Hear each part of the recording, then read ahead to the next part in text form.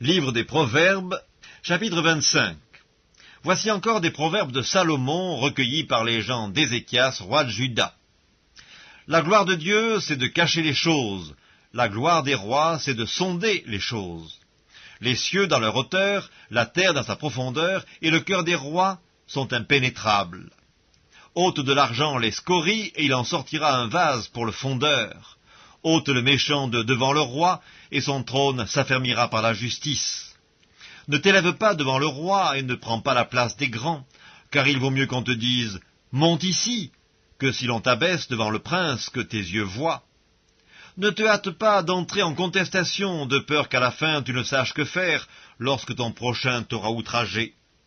Défends ta cause contre ton prochain, mais ne révèle pas le secret d'un autre, de peur qu'en l'apprenant, il ne te couvre de honte, et que ta mauvaise renommée ne s'efface pas. Comme des pommes d'or sur des ciselures d'argent, ainsi est une parole dite à propos. Comme un anneau d'or et une parure d'or fin, ainsi pour une oreille docile est le sage qui réprimande.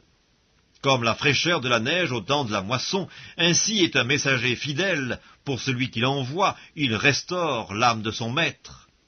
Comme des nuages et du vent sans pluie, ainsi est un homme se glorifiant à tort de ses libéralités. Par la lenteur à la colère on fléchit un prince, et une langue douce peut briser des os. Si tu trouves du miel, n'en mange que ce qui te suffit, de peur que tu n'en sois rassasié et que tu ne le vomisses. Mets rarement le pied dans la maison de ton prochain, de peur qu'il ne soit rassasié de toi et qu'il ne te haïsse. Comme une massue, une épée et une flèche aiguë, ainsi est un homme qui porte un faux témoignage contre son prochain. Comme une dent cassée et un pied qui chancelle, ainsi est la confiance en un perfide au jour de la détresse. Ôter son vêtement dans un jour froid, répandre du vinaigre sur du nitre, c'est dire des chansons à un cœur attristé. Si ton ennemi a faim, donne-lui du pain à manger. S'il a soif, donne-lui de l'eau à boire, car ce sont des charbons ardents que tu amasses sur sa tête, et l'Éternel te récompensera. Le vent du nord enfante la pluie, et la langue mystérieuse un visage irrité.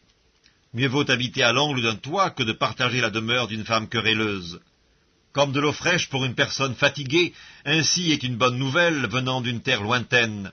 Comme une fontaine troublée et une source corrompue, ainsi est le juste qui chancelle devant le méchant.